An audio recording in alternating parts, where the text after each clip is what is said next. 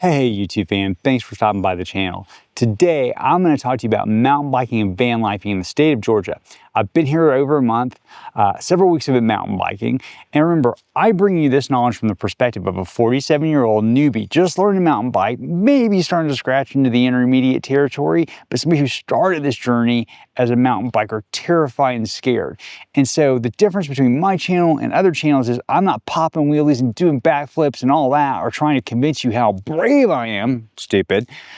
On YouTube, I'm trying to give you actual knowledge that if you're just learning to mountain bike, or if you're older, if you're van lifing, if you're doing any of those things, this is the right channel for you if you want to mountain bike and or van life and or you're just starting and or you're like me and a little older.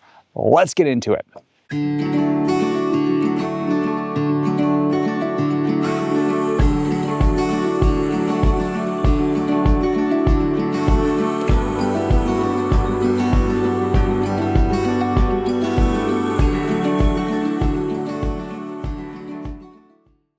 Hi, Georgia? Really? Okay, so that's what I first said. Georgia is an awesome mountain biking destination. Georgia is at the foot of the Appalachian Trail, is the beginning of the Appalachian Trail where most people started all the way up to Maine, and has, fairly decent peaks and valleys to it. What makes the mountain biking special in Georgia is the diversity of it and the fact that a lot of it is very natural, so you get some natural beauty surrounding you. I think this was a great mountain biking destination. It's one of my first because the trails all accommodated me. I felt fairly safe, and overall the mountain biking and van lifing here is fantastic. It's a fantastic place to do it. It's a fantastic combination, and I'll get into specifics of that now.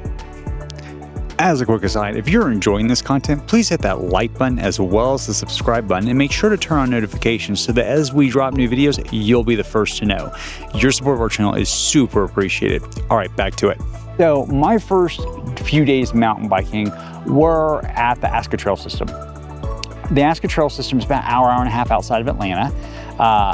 It was not overly crowded. It's in the Chattahoochee Ocean, however you pronounce that, you get it, the Chattahoochee National Forest.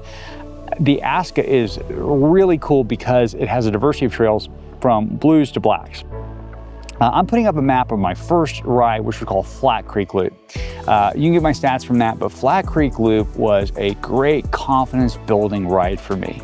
It was around 6 miles, can't remember the elevation. Actually, side note here, my e-bike failed. So I had the lovely opportunity to pedal Flat Creek Loop completely, not only without any assistance, but actually on a much heavier e-bike, which I am glad that that happened to me because it proved to me that I could do it.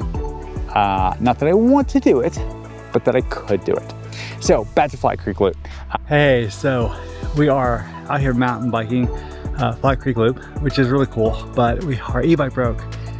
So it's fine, but we are climbing uphill with a 40-pound e-bike and no power. And that is difficult. So super fun, but let's see how we do. And I'll show you guys some of the trail as we go. So let's get into it. It's gonna be fun. So the good news is, uphill, it's actually not that bad, right? Even without an e-bike, it wouldn't be. So the uphill is actually not that bad so far. We've done about half of it, and it's kind of flowy, right? It's if I had an e-bike and my e-bike was working, we'd be ripping through this. Without it, I am definitely sweating, but it's very doable. All right, so now we're getting to some of the more flowy section of terrain. We're gonna have a nice downhill later according to the map, but you see this is pretty nice and flowy. We're getting a good ride. I feel good, even though I don't have any power assist. I'm not working too terribly hard. You hear me breathing because I had an uphill, but it's nice, right? A lot of tree cover, a lot of cloud cover. You don't have any epic views here, but you got a nice ride. I'm gonna show some video of Flat Creek Loop while we talk, because that's much more interesting to look at while we talk. What I liked about Flat Creek Loop is, first of all, the ascents were not terribly difficult. There were a few technical portions. You might have to walk your bike once or twice, but overall, the ascents were not super difficult. There weren't a lot of tree roots, there weren't a lot of rocks, they weren't super gnarly. They were just there, which helped me build my confidence. Because if you watch my video here, Mountain Biking Month 1, what you probably learned was that I had a bigger problem with the ascents and less of a problem with the descents than I anticipated. The ascents actually have not been a huge problem, or sorry, the descents actually have not been a huge problem for me. What has been a problem for me overall is the ascents where I lose momentum, or I'm not carrying enough momentum, and I end up spinning out on rocks. And that's where I'm actually having more of a difficulty. But Flat Creek Loop helped me build that confidence I needed to approach the next set of trails. And you know, what I liked about Flat Creek too was the flow was good. It wasn't super sharp. I didn't feel like I was out of control. I felt like my brakes could easily control it. There were some technical sections, actually small technical sections, but there were some tree roots to navigate, some rocks to navigate. You did have to get back, you know, in that really far back position into the low ready position. So my mountain bike coach taught me high ready, low ready, right? You had to get into that low ready position where you're kind of pushing back some. And that was actually great practice, and I really enjoyed that.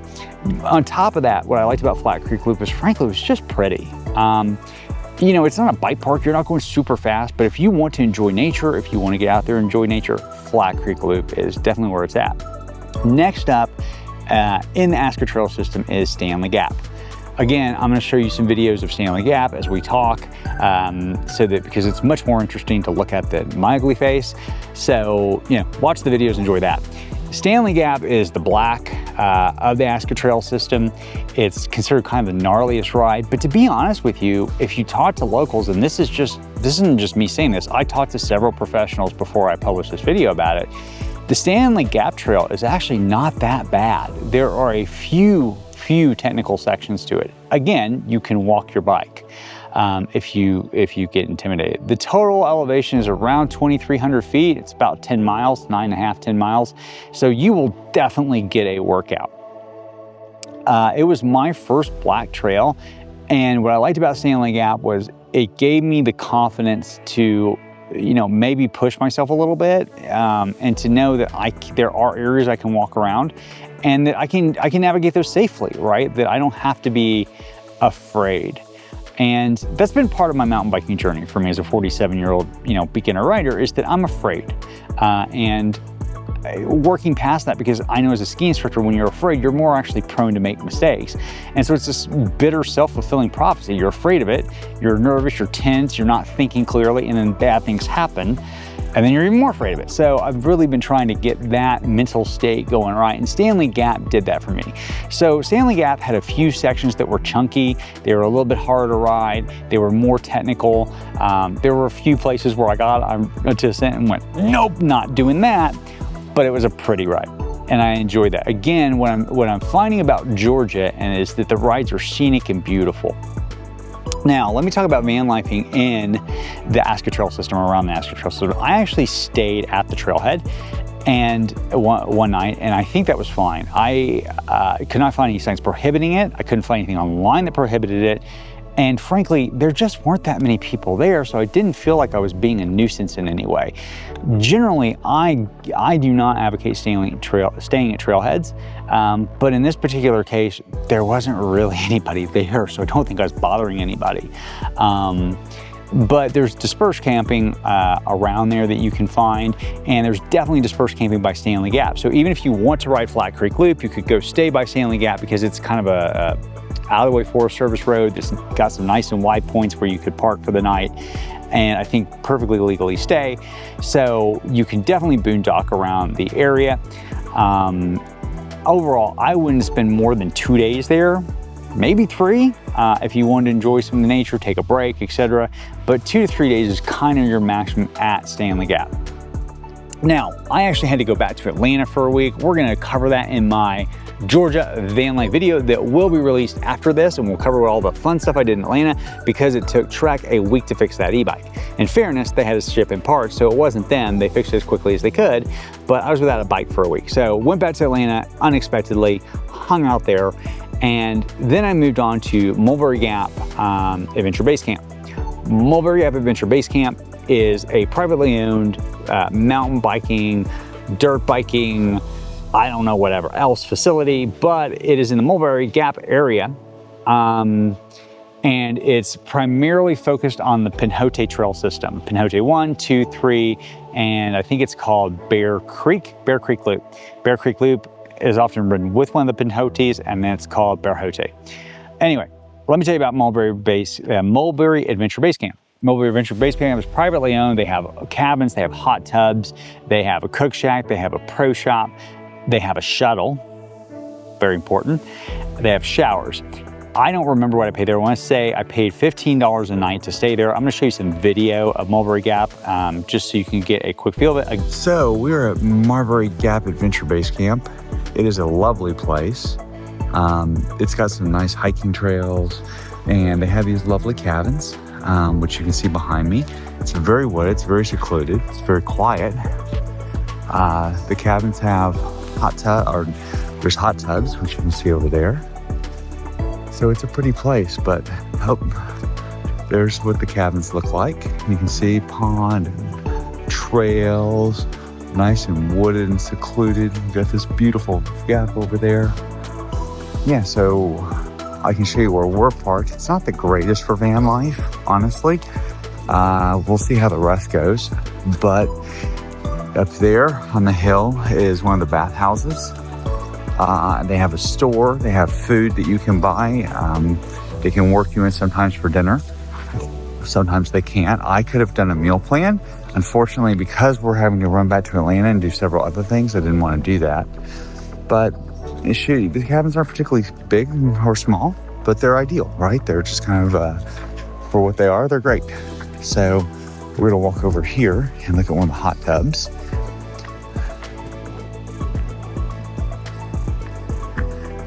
Let's see what the hot tubs say. Hot tubs are for registered overnight guests only. Please shower before entering. Kindly notify. So there's the hot tubs. There's several of them around. And you can see up there, so shower house. And sort of that is the main area. Again, some of this will be covered actually in my van life video. If you want more information, I'll put it there. But for $15 a night, it's well worth it. Now I will tell you, you can stay for free close to there, easily. There's lots of boondocking locations. What you don't get if you stay close to there for free is you don't get to use their shuttle, which they do charge you extra for the shuttle. I had access to their cook shack, and they made a mighty fine meal. I had access to their showers. I had access to their Wi-Fi, which Starlink did not work a lot of these places because, like where I'm sitting right now, the trees were overwhelmingly covering the whole area. So you have all of those advantages, but more importantly, you have the local knowledge, which means I get lost anywhere. They gave me a sheet that had a map with turn-by-turn directions of how to get back, how to ride the trails, what direction to ride them in, how to get back to the base camp, etc. That was wonderful. And it literally said, when you get here, you will see 3 trails. Do not take these 2. Make sure you take this one. That was great. Ty understands that. I get that. I do not get a lot of other directions. Anyway, let's talk about the trails. So I'm gonna show you Pinhoti 2. I did that as a separate ride. It's about 6.5 miles. If you cycle back, if you shuttle from Mulberry Base Adventure Camp and you do the trail and then you cycle back to camp, it's about 6.5 miles, 825 feet of elevation gain. It's nice and flowy. I think Pinhoti 2 is kind of the local favorite. It was not actually my favorite, but I think it's the local favorite because it is flowy, because you have some nice, and I think as I'm showing you these videos of the ride, because you have some nice ups and downs, like you feel like you get to catch your breath. So you climb and you'll hear either a flat section or even a little bit downhill. You get to catch your breath, then you climb some more. Then you climb, then you get flat section, right? So you're never feeling that you're just like dying. And that's what made Pinhoti 2 nice. My favorite actually is, I did not do the full Pinhoti, but I did Bear Creek, and I think I did Pinhoti 2 again. I think I took off Pinhoti 1. But Bear Creek was absolutely lovely. Actually, it was way, way, way my jam. So let me put up some video of Bear Creek and some information and stuff like that. Bear Creek was beautiful. That's number one. I felt like I was having a true adventure, a beautiful walk or beautiful bike through nature. It did not feel overly challenging. Yes, there are water crossings. You're going to get your feet wet. Whip-de-doo. You're mountain biking. Okay? So if getting your feet wet bothers you, you might be picking the wrong sport. Just saying. You know, I never felt like it was sketchy. I felt like I was always in control. I felt like I had the trail. And I actually fell on Bear Creek Week, by the way, my first fall. But I was fine with it because I know exactly what I did. I just got ahead of my bike and I know how I did it and why I did it. So Bear Creek was probably my favorite trail in the region. The Bear Creek Pinhoti combo with ride back to base camp was about 15 miles and about 1,800 feet of elevation gain, give or take. But again, I didn't feel like it was super challenging. Like I never felt like I was dying. I took my time. It took 3 hours, over 3 hours. And overall, the trail was totally worth it. And it would be my recommendation that you definitely hit Bear Creek if you go up to the Mulberry Gap area. Now, after doing Mulberry Gap, I moved on to the Jake and Bull system. The Jake and Bull system is an IMBA Epic certified trail. It's also in the Chattahoochee National Forest. It has about 25 miles total of trail associated with it. Now, the way I did Jake and Bull was a little different, and I also had to contend with a lot of thunderstorms. What I did was I overnighted and boondocked in the Bull Mountain parking lot. Again, I called the Forest Service. They actually said that was okay. I'm pretty sure that was okay. I couldn't find a sign that said that wasn't okay. I read everything I could read. Nothing told me that that was prohibited. So, did the Jake and Bull system, really enjoyed it. Stayed in the Bull, right at the Bull trailhead. And by the way, the parking lot was massive. Think football field size massive almost. And I was the only one there. My van has security cameras that I set up whenever I park somewhere that have a 360-degree view of the van so that if you come by, I've got your face and your license plate. One car, actually two, the entire time I was there. 2 cars the entire time I was there, and I was there either 3 or 4 nights. So that tells you how well populated it is. But what I loved about the Bull system, and I basically only rode the Bull, was not only was the camping awesome because it was right there and I could stay in the trail and nobody bothered me, but again, it was just a beautiful ride. I could have ridden the full Jake Bull Trail, which is 25 miles. I actually plotted a route, which is on my blog post. If you look at my blog, you will see the exact route I took, which shaved that off to 13 miles. It was beautiful. Met a rat snake who was basically daring me. By the way, rat snakes were not venomous. I looked it up, but only after I got back because I was afraid of him. He stared me down, very afraid of rat snake, not gonna lie. He was not afraid of me at all. Anyway, so showing you pictures as we go of the Bull system. But the Bull system was a lot like the other systems. Some nice, gentle ascents, not super technical, not super difficult. I think that they're actually rated as blacks. I would have to look at that and double check that, but I did not find them to be technically difficult. There were maybe a couple points where I said, oh, hell no, and got up and walked my bike. But again, usually on the ascents, and quite candidly, I try and ride my e-bike in the lowest power setting because I'm trying to build my legs. So it's very intentional for me not to be using power. In fact, in a 13-mile ride, I use less than 5% of my battery. So that kind of tells you how little power assist I'm using. But maybe I could have powered it up between the e-bike, but I'm also worried I would have slipped and fallen because it was a wet day, it was raining, the rocks were wet, etc. But overall, the trail was not super technical. You got a beautiful view, which is kind of what I'm finding about all Georgia mountain biking is the view, and I say the view, being in nature, right? You don't necessarily have view. Now I've heard that if you will ride some of these trails in winter, when there's no leaves on the trees, you will actually get a beautiful view over the Blue Ridge Mountains. Je ne connais pas. Is that je ne sais pas or je ne connais pas? I don't know, but point being, I don't know. So I recommend it, and what I recommend it also about is it's great for van life because you can totally boondock there completely legally. Nobody's going to bother you. And I just noticed that overall in Georgia, they're very friendly to van lifers, unlike Florida where I was about to say the F word, where they freaking hate us. They do not want us there. They make no bones about the fact that they don't want us there. I mean, I keep telling the story. My van got ticketed when it was legally parked in Key West. legally parked and still ticketed. It was a get out of our city. And I have a nice Winnebago Rebel, so cannot imagine how they treat other people who maybe don't even have as nice of a van. So some final thoughts on Georgia mountain biking. One, you will have diversity of terrain, which is beautiful. And two, it is a great place for a beginner. It's a great place for an intermediate because the trails I rode were not overly technical. They were not overly difficult. They were confidence building, not demoralizing. Mulberry Adventure Base Camp was a great place. I picked up a few lessons while I was there with Coach Misty. Highly recommend if you get up there and you're new to this, you do that. And more importantly, for us van lifers, the boondocking was great. Nobody said anything. I felt welcomed instead of ostracized. And so for all those reasons, I highly recommend Georgia. I highly recommend you do some mountain biking there. And as I always tell you, if you like this content, please hit that like and subscribe button, join the conversation, jump in the comments. Feel free to email me. You can reach me through my website, tychapman.com, and I will of course respond and happy to help you any way I can. Thanks for watching. Take care.